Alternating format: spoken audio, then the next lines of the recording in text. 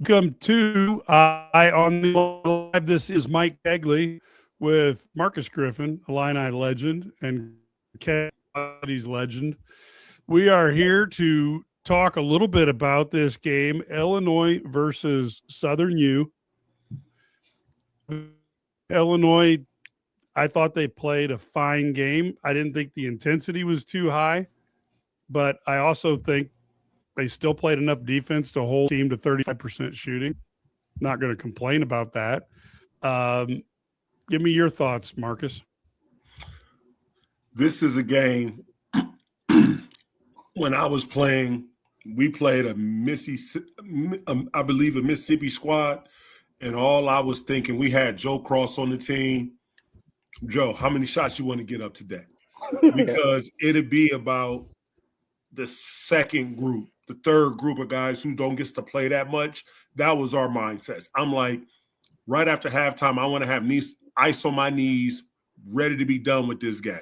Let Nate Mass, Jerrance Howard, our walk-ons get into the game. And these are the games that you get them the experience. Starters, you go out there and handle your business. You shut this team down.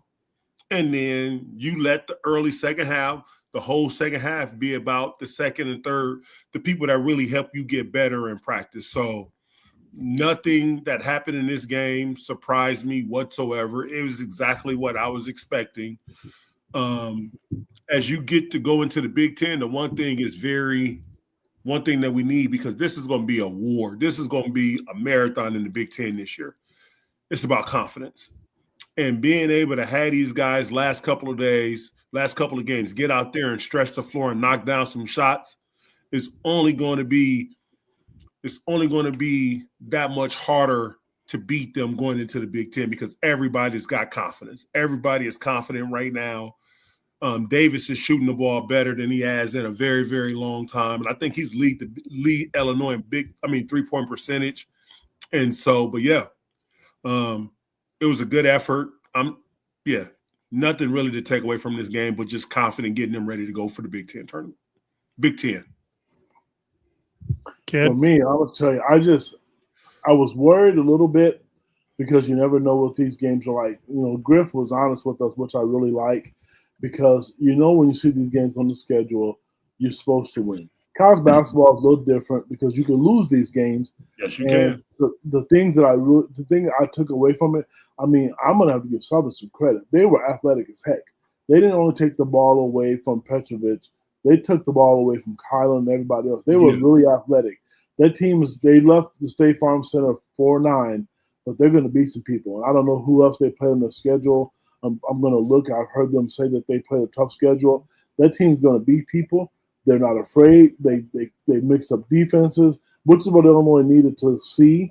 And I guess the one thing I came away with it, they got the win, and they didn't look like they were flat. Typically, Illinois lays an egg with a game like this after the game they played against Missouri, and then you got to go to Penn State. So this was encouraging, and they always look good when the shots go in. Yeah, that's the truth. So as I look at this, a couple things stood out. Of course, Ivisic with the face mask. So those are a pain. You have to actually get them individually made, and it kind of affects you looking down, that hard plastic. So I thought he played a pretty good job, a pretty good game considering he's got that on his face. And I thought that he was showing a lot of ups and downs. And I thought Tomislav played a little bit better today. How important is this Penn State game? Because you're going into the Big Ten, you're on the road. It's a game you're expected to win. And you got to think Penn State's excited about playing Illinois. Got a chance to put a big name up on the board early in the season for them. I'm not saying there are any games a must win, but I do think this is a game Illinois really wants to kind of, let's stick a pin in these guys and start the new year right. Can I break it down to you? Yeah. So every road game you are favored in, you need to win. If you're trying to win a Big Ten championship and you're trying to get a Big Ten tournament title, You have to win every road game you are favored to win in. And then the teams that you're not favored in, you want to split those and then win every home game. You cannot take these games lightly. I remember my senior year, we did exactly the opposite of what I'm telling you. We went up to Penn State, knowing everything. We was able to bounce back and beat Michigan State at home, but we went up there and laid an egg. You just cannot take these games for granted. And it was an early afternoon game, just like they played today out on the East Coast. So, we was tired because it was early, but you have to just go in and get it. It's an important game because it's a Big Ten game. It's a very important game because it's a Big Ten game, and you got to just stack up the wins because getting a win on the road in the Big Ten is going to be hard. Everybody is coming to give Illinois their best shot. Illinois has the most wins in the Big Ten in the last couple of years. Everybody wants to beat them. So you have that bullseye on your back. You have it on your back. Go get that victory. To me, it's huge because Illinois, Griff, I don't remember that game, and I don't forget too many of them. We was at 21.5. They struggled against Penn State. They have. I'm going to tell you a lot. And for the fans to remember, I'm not 100% sure, but I'm not 99% sure. I don't think it's in Happy Valley. You remember the year they had Terrence Shannon and Marcus Domask and Coleman Hawkins? I think they're playing in one of those small gyms again. Yeah, I remember that game. And they beat Illinois. Yeah. So Griff, on top of that, and there's a reason. Ken is pausing for effect here. Yeah, he is. That they can't play in Happy. Can you hear me? Yep, now we can. Go ahead. Okay, I'm sorry. You go to that ghost town, and then in that gym, you don't have the home court advantage. Now, going there, you have the home. You go in that gym, home court advantage. And Griff's right. The most important thing is, it's a win. You got to win because they're behind the eight ball. They lost at home to Nebraska already. You can't afford to lose that. Can't afford to lose it. No, that's exactly what I was kind of implying. The other thing, Fedigator, we'll kind of talk about this. Petrovic really is turnover prone, a defensive liability. And I don't know if you remember, he went through the lane and the ball got knocked out and ended up being Illinois' ball. And he was waiting for the ref to hand him the ball to inbound. He just does not look like he has any confidence. And I just think that whatever he's going through, he's mad. Let's be honest, he's mad. You can see it, buddy. He's mad, but it's like, dude, just because you get knocked off your line, it wasn't a foul the other 9 times that it happened in games. It's not going to be a foul the 10th time. You got to start saying that this is how the game's called. I don't think he's talking about mad about this game. No, I think I understand. He's talking about he's mad about his situation. All of it. And his body language, coach look at body language. His body language is bad. And I'm not going to take the high road with this one. So you guys, as listeners, and Mike and Griff, if I'm wrong, you can tell me. I'll listen to it. I don't blame the kid for being upset. The kid came here with all expectations to play. He got injured, and that set him back. And we all know how good he was supposed to be. He has not adjusted to the game at all. And his pouting, because he has not helped him. Nope. When he got in the game the first half, the first thing I thought was, kid, you haven't played a lot. The one thing you can't do is turn the ball over. He goes to the free throw line and turns the ball over. If you want to put a smile on your face, turn that frown upside down, which is what they used to tell us in kindergarten, then you have to give them reasons to play you because the talent is there. But he's still shaking guys' hands. I love that about him, but he's upset. And if you're a competitor, and I know the three of us are, and our listeners, hopefully most of our listeners are, you're not going to want to accept that. Why would you want to come across the pond to sit? He's good, but he's struggling, and he has to own that. So the coaches do a good job with him still. He has the right to be mad, but he's done this to himself. Griff? I don't have anything. I don't disagree with anything that he said.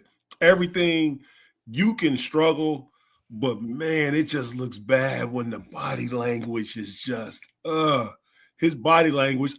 I'm surprised it ain't rubbed off on other players, because once you see it, it's just nasty to look at. And I don't know if he was promised something, if he came in here thinking that he was going to get 32 minutes a game. Yes, I I don't do. know. Yes, Griff, he was, buddy. And his mind started to cut you off. He thought so. But Keaton Wagler stole the show. And no, I mean, we knew he was going to be good, but I'm going to tell you, everybody who knew about Petrovic coming in and who followed recruiting, we all knew he was going to be that guy. He got outplayed. And again, the injuries didn't help him. And some coaches don't know what Coach Underwood's doing. Will punish you for that. But I will say this: Brandon Lee doesn't play a lot either. His body language didn't look like that. He was smiling, giving the guys high five. Even if you don't like it, you got to change it. Because I'm going to tell you right now, I know for a fact coaches will go back and look on film and see Marcus Griffin sitting there on the bench pouting and not shaking hands. Yep. And the people out there listening know of a guy who played at Illinois the last 3 or 4 years when they played Northwestern, who didn't shake hands, and his lip was dragging on the State Farm Center floor because he wasn't happy. They look at that and they hold that against you. Because here's the deal: it's Division I basketball. This isn't junior college basketball. This isn't high school. At the Division I level, the coaches, even though you're getting paid, they're still in charge. Well, the thing that gets me is if you're mad, I'm not blaming a guy for being mad. Get mad and take it out on the other team. Go play some defense. Go get a steal. Go hustle. Get a rebound. You know, something. To me, I would look at it as any stat that I can get will help prove my point. So I'm going to not turn the ball over. I'm going to grab a few assists. I'm going to get the easy layup. You know, and to me, it's just really, really frustrating to see a guy who gets mad, but then, I mean, you know, do something with the anger. I'm sitting here coaching 4th grade boys about body language right now and everything. And then I see him get in and you see it. You can't help but to see it. And I already know the coaches see it. And the coaches is probably talking to him and encouraging him and everything. But this is his first time being in this experience, because I'm pretty sure when he was overseas, he never had this experience like that. He is able to play through everything. He didn't have to worry about somebody on the bench being as good or better than him that can take his situation. So now he just got to, this moments, it builds you. It builds something in you. So he just got to see what type of player, what type of man he truly is. Hey, 2 things real quick. Bettigator's right. It was Jaden Epps, number 1. And 2, Coach Underwood did just say to the media that Zonovan has a broken nose. And if you go back to the Missouri game, which I'm sure you guys saw the play. Yeah, he got hit. Yeah, his nose is broken. Yeah. Yep. Shades of Io, you know, that, but I will say good first game, because my son had suffered the same type of injury and played both soccer and basketball with a mask, and your peripheral, your downward vision gets affected by that plastic that's this thick, even if it's clear, and it kind of screws you up a little bit. So I thought he played really well. That gives him a reason to keep his hands up on defense and stuff, because he'll be able to see a lot better. Don't have to worry about that. So that was positive. Back. Yeah, exactly. Now another question is, Stojakovic had 6 points, 1 for 5, 4 for 4 from the free throw line, 3 boards. Is there a reason, guys, to be concerned that we want to get him back on track? Or was this just one of those games where the game didn't come to him and he didn't force it himself? They played zone. He's not a good 3-point shooter, and they took the drive away from him, which is why you saw Jake Davis become the man today. And no offense, because we know how good he played good against Missouri. It was just the game. And if I tell you what, if he could shoot the ball consistently like the other players, right, you know he'd be on the floor. He's just not a good. He missed his first 3. I don't know. I'm gonna look at the stats here as you say this, but he was 5 for 6. Yeah, from the 3. So to me, he has to. KP is pausing on us again. Yep. Ked's a little William Shatnerish, when Captain Kirk would say something and then pause for no reason. Yeah. We got Ked doing the same thing now. Go ahead, Ked. No, go ahead, fellas. I mean, I'm in a different location today, and so I'm sorry about that. I'm not. We were just having fun with it, Ken. We really Oh, weren't talking you know what? basketball I at all. can hear it. I heard everything. I just couldn't comment. But no, he just didn't shoot the ball well. I don't think it was a game for him to be in today. And the zone was more of a matchup zone, which really took his game away from him, I thought. He's a player. He's a player. These type of games, when you want to get everybody else confidence rolling going into the Big Ten, your ballers is not something that you worry about. They can have a bad game here or there. You want the others, like Shaq likes to say, you want the others to make sure that they're ready to go, locked in, going into Big Ten. So he could get his buckets in a lot of different ways. He is going to be fine. Just didn't want any injuries. That was a big thing. When you get games like this, you want everybody to come out of that game, no injuries, ready to go. So he'll be fine. And look, Wagler again. I know it gets tired of people talking about him all the time, but you're talking a double-double. 11 points, 10 assists. But folks, he had 7 rebounds. Yeah. He was within shooting distance of a triple-double as a freshman. Yeah. Thoughts on that, man? He just played a clean game.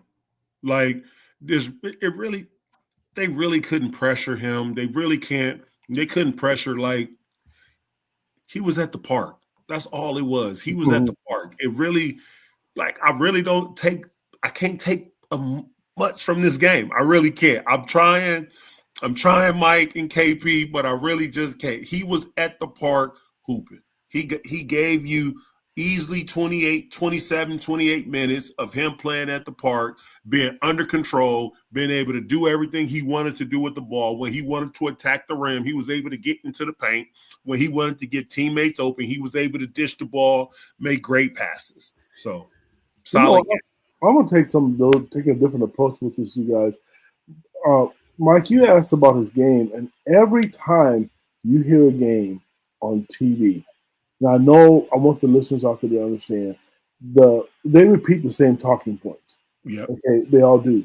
But why is David the only guy that you hear about being freshman of the year possibly and not Keaton Wagner? Because personally, Keaton is the guy that you're going to hear that's possibly going in the NBA draft. He's having an outstanding year. His numbers are better. I don't understand why they can. And trust me, David is great. Go back to the Ohio State game. He's had 21 rebounds in the game. But for some reason, every time you hear freshman of the year in the Big Ten, you hear David, and you don't hear a thing about Keaton. Can I say something? I hate to interrupt you, KP. No, by all means, go ahead. But I think the reason is the same reason why everybody is now seeing him play. I think everybody came into the season thinking David. And I think Wagner is starting to change people. Oh, we have another freshman over here. And I think as he's going to continue to ball, I think the conversation is going to change more and more. But I think everybody already had it in their minds at the beginning of the season. This was our freshman of the year. But Wagner is showing you, hey, there's another dog in this race now too. And he balling out. That young man is balling out. He keep up. He's going to be one and done. He may be. I think he leads the team in scoring. Nice coach, and I know he leads the team in minutes. He did today. 16, 17 a game. Yeah. Yep. He playing. He playing. He's surprising the mess out of me. His poise. Like early in that bragging rights game, his poise in attacking the basket and hitting some deep threes. It was like, oh, okay, I see it. Okay. He doesn't get rattled, Griff, at all. What'd you say? He doesn't get rattled at all. Yeah. I can't wait to see him in them high-pressure Big Ten games to see exactly how he handles that, because that's going to be the next measuring stick. When he goes to a Michigan State, when he goes to a Purdue, and you get in the last 2 minutes and you see him guarding Smith, or I can't think of that point guard's name. Is that Smith at Purdue? Okay. Yeah, so there's Braden Smith and then the Spears at Michigan State. Yeah, both of those guys. Yeah, I can't wait to see him in that environment. But he's shining right now. There you go, Mike. You're muted, buddy. Yeah, I know. I got dogs going in the background. I will tell you, to me, it's going to be really interesting because he's been unflappable. They've also been unable, other teams have been unable to speed him up.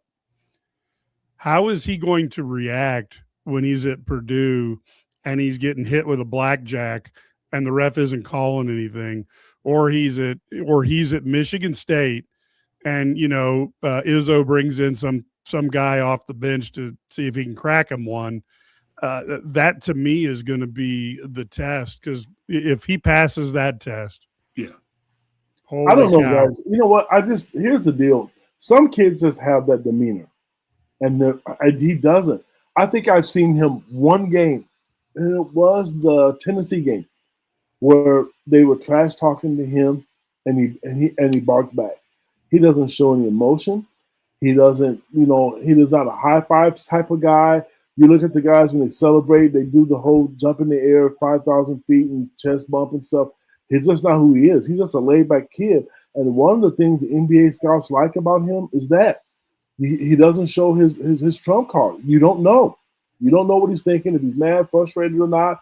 He doesn't. If he's 1 for 9, he shows the same emotion as he does. He's 1 for 9 or 10 for 10.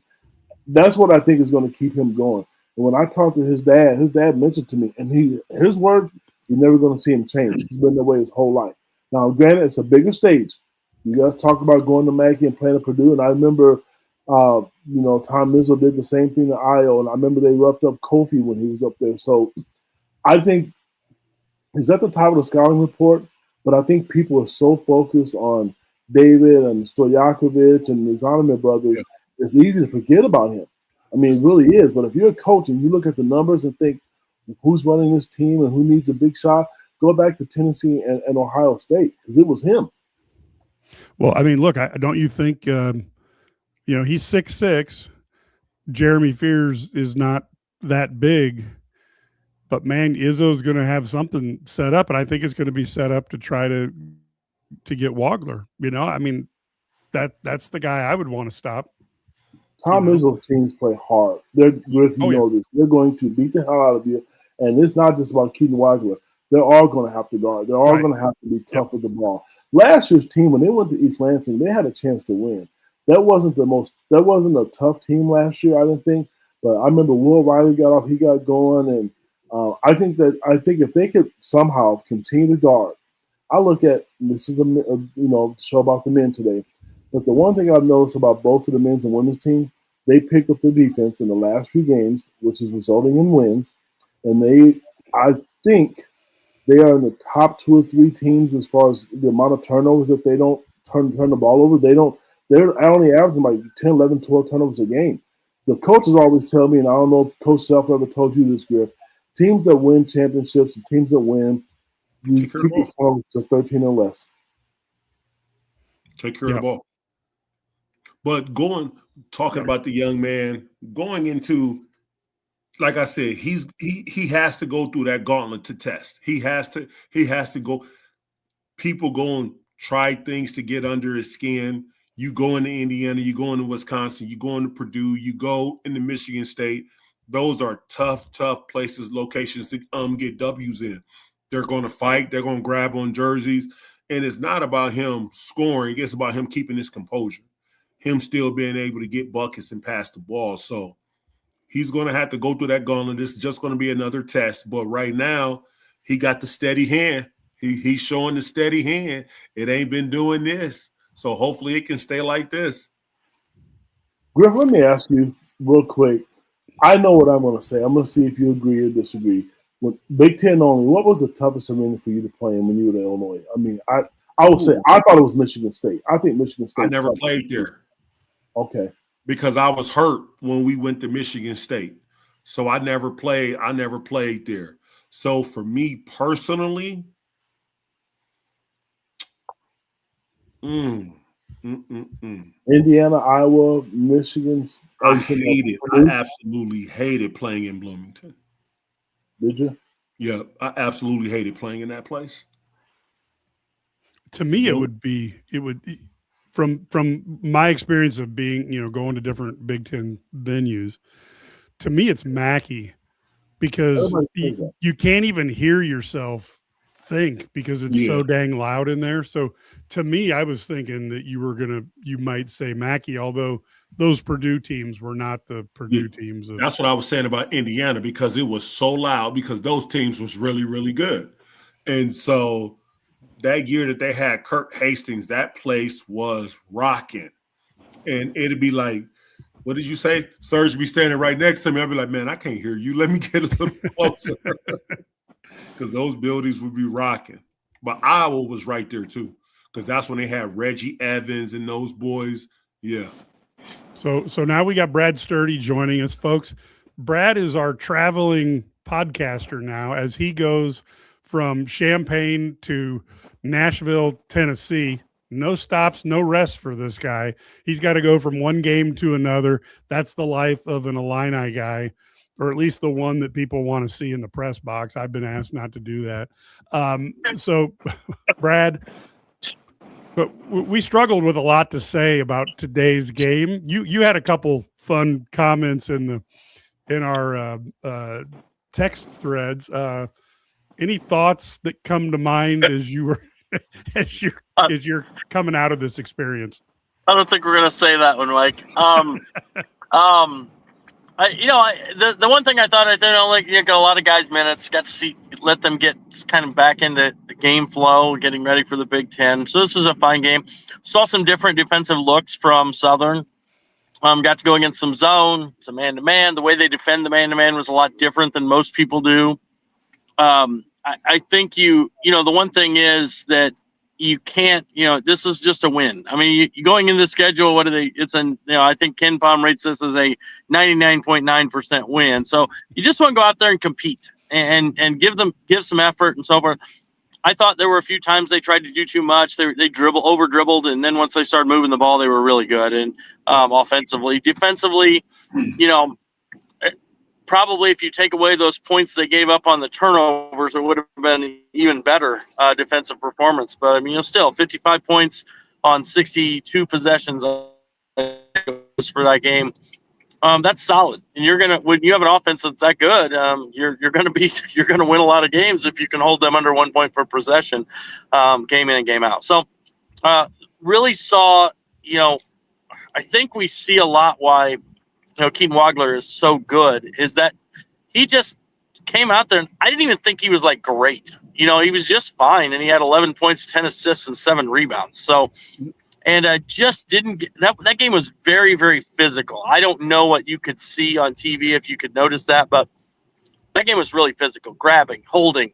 Guys, I don't know how many guys got hit in the face. I mean, just not necessarily like hit on purpose, but just, reach ins and get. I think there was 4 or 5 times where one of the Illinois guys got hit in the face on a reach-in. And I think there's only 1 or 2 calls. So that's a kind of game, a lot of grabbing, holding, jerseys being pulled. And that's the kind of game you're going to get in the Big Ten. So you better get used to it, right? And that's a good thing for them, a good kind of learning game for them. Yeah, that's a good point. Now, folks, real quick here as we're going on. Tomorrow, we will be doing, for, of course, the Music City Bowl, we will be doing a halftime live show. We will be talking about the game. It kicks off at 4:30 Central Time, so make sure you get home in time for that. But if not, when you get to halftime, you get an extended version with us. I don't know what could be a better way to do is to spend your halftime. And then after the game, we will have our post-game show going live, and we will do our final Illinois football game of the year as Brett Bielema and the Illini go for a 9-win season. If they win this 9th game, that will be the first time in the history of Illinois football that they've won 9 games or more back-to-back ever. So let's keep our fingers crossed. And so the final thing is if you want to get ready for the game, we did not 1, but 2 preview podcasts with different media members. Ryan Sylvia of Rocky Top Insider was on, and then we also had the Vol brothers on last night. You can watch either one. Ryan is more straightforward. The Vol brothers have a nice dry sense of humor. So when I asked them about their defensive backfield, they asked me if they had a defensive backfield. So it was kind of fun to go through with them. But get ready for the game. You got a couple of Illini guys, Eye on the Illini episodes that you can use ready for game time. And it should be a fun bowl as we wrap up this season for yet another successful season for Brett Bielema as he sets the record for most wins in the first 5 years of a coach's tenure at the University of Illinois. So with that aside here, Brad, other thoughts that come to mind? Yeah, I know there's a lot of talk about Mihailo Petrovic, and I think obviously the game was physical. That is something he's not used to. They don't play as physical overseas. You can watch the way the flow; it's just different. But one thing I noticed tonight is he is trying to make a play every time he touches the ball. He's not connecting, like disconnecting, making a kick it back. You watch, and this is like, I know he's older, but he's used to having to make the play, right? So you watch Wagler play, he'll give it up, cut through the defense, make a play, and then he gets it back. And it's like he just takes what the defense gives. I feel like Petrovic right now, and this is not uncommon. The problem is he's the one, although he's 21 years old, he's really playing like a little bit like a freshman in that he's trying to make a play every time. And he's seeing, so he wants to, every time he gets the ball, he wants to get a ball screen and make a play. Well, sometimes the play is to make the easy pass. We reverse the ball and he gets it on the other side. So the defense shifts. Those are the kind of things where I think, he'll get there. But I think that's still in his learning curve because he's not used to that. He's used to just being the guy to make a play. And so I think he'll get there. And you kind of figured it out a little bit tonight for me. I thought that was good. But I thought his effort was better defensively. So it was good. I think this, and the other thing I would say is how about, we talk about Big Z and Tommy and so forth. 24 points, 8 rebounds, and 4 blocked shots from your center position there, from those two guys. And then Jackson plays the last. I mean, that's fantastic. That's like having Marcus Griffin back, right? Kofi Coburn. So, so those are the kind of things you want. That's really impressive. And I know it's not individual guys, but this is more of it's a little different. And we also found out, Z broke his nose yesterday. Ball took a bad bounce and came off, and he broke his nose at the beginning of practice yesterday. Stojakovic rolled his ankle on practice on, what is today? Monday? I don't even know days of the week right now. But it's Monday. It was on Saturday at practice. Stojakovic stepped on our guy's foot, re-aggravated ankle injury. So he wasn't 100% today. So these are kind of things like, they're able to kind of weather that storm a little bit better. And you didn't really notice. Obviously, you noticed he had a broken nose because he had the mask that made him look like he was the, I don't know, maybe a bad guy in one of those Highlander movies. But yeah, but it was still you see a huge, you see their ability to have depth and use multiple guys. They can take one guy out, put another guy in, and then you get Jake Davis who steps up and takes advantage of his 20 minutes and hits 5 threes. So really, really fun to see this depth develop. And it might be, it's going to be different guys every game, but they aren't so, I guess the biggest difference I would say, they're not as star reliant as some of the other teams have been under Underwood, going back to Io Kofi, going back to, Damask and Shannon. Like, now they have multiple guys, so much more depth than they've had. And that's something, Mike, I know you and I have talked about a lot, just being that one piece away. And now they kind of have that ability. So pretty cool. I also thought the interesting thing, but I made the mistake of getting in a Twitter debate.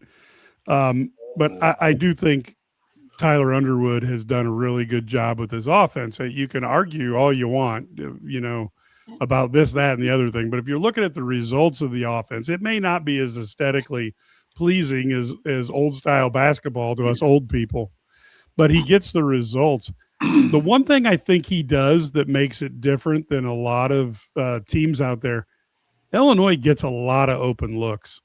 We can talk about, can they do a better job of making a few of them? But I thought today was very similar. They had a lot of open looks. I don't know what else you can expect out of your offensive coordinator than to run an offense that gets you a lot of open looks. But Brad, am I reading that wrong, or No. what are your? Hey, think about this. So the last 5 games, Illinois shooting around between 40.4% from 3 over the last 5 games. At that point in the season, they were shooting around 30% after the UConn game. So, they've started to make these shots. Is it practice? Is it just being connected, rhythm, finding good looks, taking fewer bad threes? I asked Brad about it in the post game, and that's what he talked about. Maybe they're taking better threes. They're not forcing bad ones. And they're just finding knowing where they're supposed to attack and finding those things. So I think it's really intriguing because over the past 2 seasons, when they shoot, I think it's 35% above 3, they're undefeated. So if they make 35% of their threes, they're like 16 or 17-0 over the past 2 seasons. So make 35% or more of your threes, and you're probably going to be all right. Marcus, I think, you guys. Yeah, it doesn't matter, Mike. I'm involved in that group text. I mean, in that group message on Twitter as well, or X. The thing is, it's Brad Underwood's son. I coached my son, who was an all-state basketball player. You can Google it, and people were still mad about it. It doesn't matter. They could think. Some people have said to me, "Well, Kedrick, he didn't even play." There's a lot of coaches who weren't good at basketball who are coaching at the Division I level. The fact of the matter is, I don't like the offense either. I'm not a fan of it. But traditionally, most of the schools are running it. Everybody runs high ball screens. Hell, you even see it in women's games. The NBA is that way. What I don't like about it, because I'm old school, I like to see more traditional sets. Like I know Bill Self ran that offense where everybody starting the baseline. It was a high-low, and then it was a backdoor pass. You want to see sets. Yeah. Very rare do you see stuff like that from Illinois right now. You have seen it. And if you go back to, I think it was the Tennessee game, they started the quarter with a back screen. A pass was given from Kylan Boswell to Z for a dunk. You don't see enough of it. And I think that's what fans are probably frustrated with. But at the end of the day, I mean, they're averaging over 80-some points a game. Michigan is probably number 1 in the country, and I think they are. Illinois, and I don't know who else is next, but they're up there. They're in the top 3 or 4 in the Big Ten. Look at it this way: it could be worse, where you're struggling, under like the John Gross era, where you couldn't put the ball in the basket at all. So part of it is because it's bad, and people don't like the new way the game is being played. The game is being played that way by everybody. Watch other games. Hell, Iowa's playing right now, and they're doing the same thing. Now they mix in a lot of different sets and backdoor cuts off of it, but that's the problem. It's not the fact that the offense isn't working, because if you make shots, and Mike, you hit it right on the head, they get an awful lot of open looks. And that's what was the knock on Ben-Hur Rickhouse last year. He couldn't make an open shot. He was wide open. Now he's making shots, and you don't hear his name on these podcasts anymore. You hear nothing. Yeah. Griff, you looked like you were going to say something when I was talking there. I lost it. I lost it. Well, I was talking about Bill Self's offense. I thought you were going to comment about that, because I remember those plays.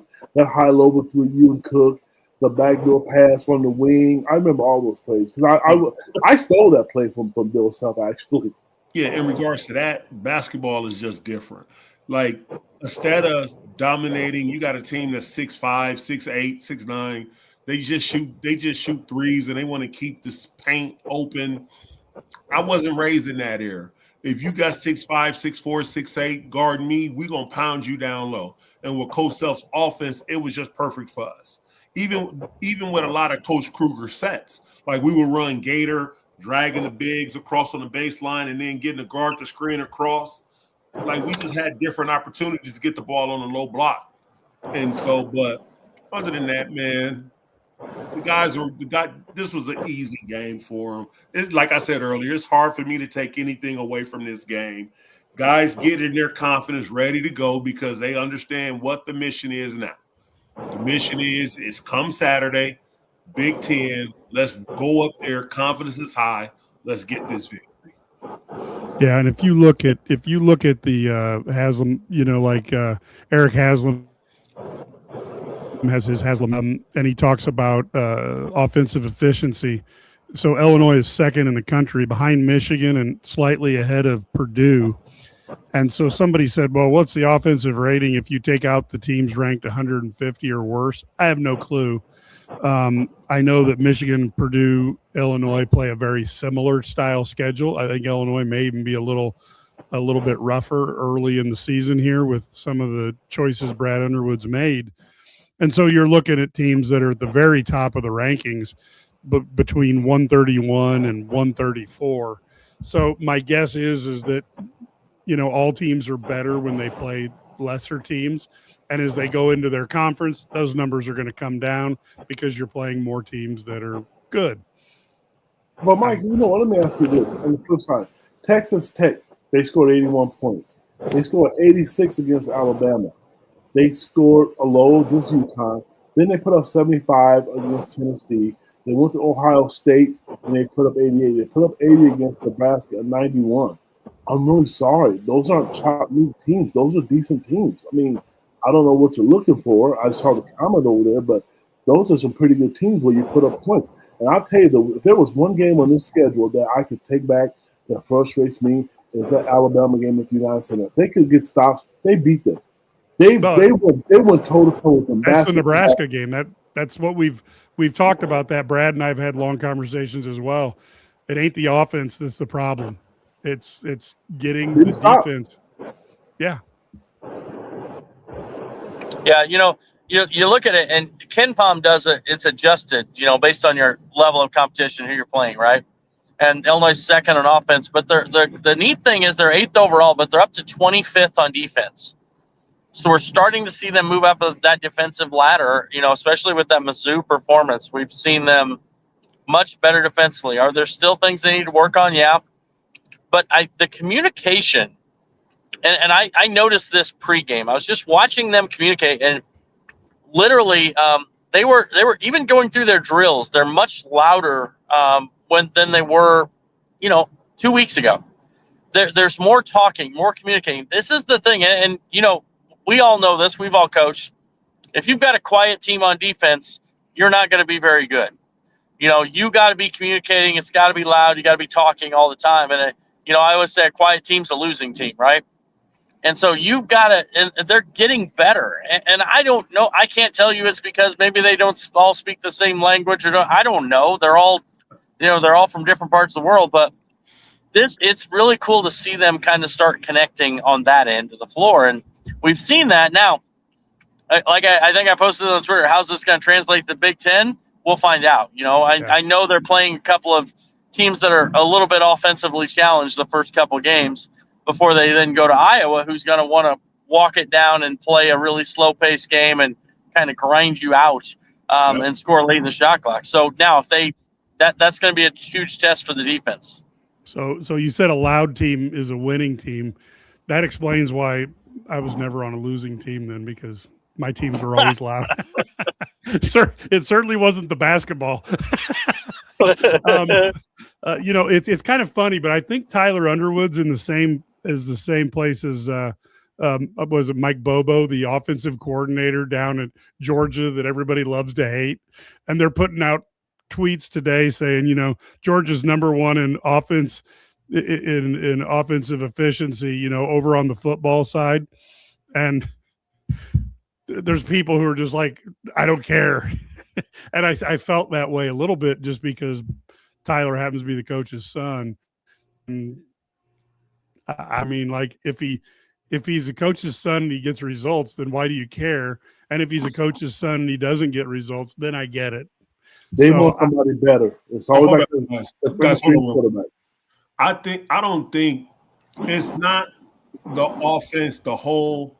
It's when you need buckets and critical moments of the game. Yep. And then they're still shooting threes. Yep. That's what I think people are tired of. It's like when you're down 8, 2 minutes left to go, you have shot 23% from 3 for the game, and then you continue to shoot threes. There haven't been any adjustments being made. And I think that's what fans are talking about. They want to see when we're not shooting threes well, what adjustments can be made on the fly to make this team equally as effective as they have been all year. And I think that's what fans are talking about. I agree. And I think it's a challenge too, because this offense does get you good looks. Yep. And you want shooters who think the ball's going to go in, right? So the last thing you need is somebody trying to stroke a three going, oh, should I or should I not? I can see both sides of this issue, and I grew up in an era older than yours, Marcus, because when I was in high school, there was no 3-point play. You couldn't. There was no 3-ball period. I wouldn't even say that out loud again. Yeah, I know. Trust me. Trust me. That's so long ago. That's exactly the point of it, Marcus. Marcus is like, I didn't even know that there was an era that there was no 3-point. That's in the 70s and the 60s. This is the 80s. Just came out the year Mike, we graduated. A year or two, we're about the same age. 87 is when it came out. When was it? 87. Yeah, I knew it. Yeah, 87, 88 season. Yep. In high school. I wrapped up in 84, 85. So I did not. You know what? That would have resulted in an additional 16 points for me over the course of those 4 years. Because we were like Marcus. We ran Bobby Knight's offense, so you were looking for that back pick on the 19th pass that you could get a guy in the lane, do the little flip over the top, and just is what it is. Getting 18 passes in basketball games now, this is ridiculous. Yeah. Well, let's go round the horn for final thoughts. We'll wrap it up here. Let Brad get on his drive to Nashville. Obviously, I will say one thing before we do our final thoughts. I thought Bielema's comment when he was handed the guitar that he was going to take better care of it than the basketball team. Oh yeah, I thought that was the Bielema stole the internet for that one. That was hilarious. All right, Marcus, your final thoughts on the Southern game here. Well, guys, just give me a moment. My final thoughts is Illinois did what they were supposed to do. I wish they would have got it done a little earlier, because I would have loved to have seen a lot more bench guys get a lot more playing time in that second half. But I want to take away from my moment is my Dunlap Eagles Travels basketball team. Okay. We are a staggering 23-0. Whoa. We are 23-0. You're running an MJ. I would like to give a shout out to Riker, Brody, Preston, Callum, Deke, Kaz, Aiden, Ashwin, Roman. Thank you guys for being good young men. Thank you guys for being coachable. Hopefully in 10 years, you are the next generation that's going to the University of Illinois. Thank you guys for letting me coach you. But back to KP and giving shout outs about the game. Well, all right. Follow that, Ked. Well, congratulations to you, Griff, for being who you are, number one, and getting back to kids. And I know what that's like. So I know those people truly appreciate you for doing that.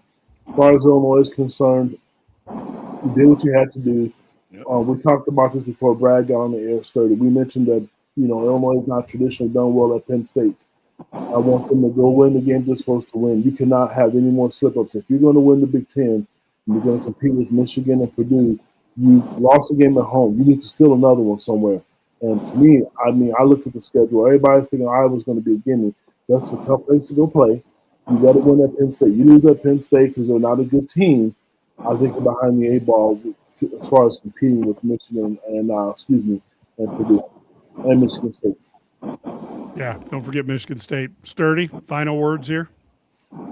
Yeah, it was just I thought it was fine. I mean, about what I expected. I think I thought they'd win by 31 or 32, and they won by 35. And that's what you do when you're playing these teams. But I think the one thing is you're seeing. I just feel like they're more connected than they were, and I think that's a good thing. And there was a comment on there. What good defenses have they played against? Well, they had the highest efficiency against Tennessee of anybody in the past 3 years. It's been 3 calendar years since somebody had that level of offensive efficiency against a Tennessee basketball team. I think that ranks pretty high. They're consistently a top 10 team. This team can score. They're starting to figure out the defensive side of the ball. When they get that, they have a chance to be really, really good, and I think their ceiling is very high. Excellent. So, folks, we will be back again tomorrow. We will be doing our halftime show. We will be doing a post-game show.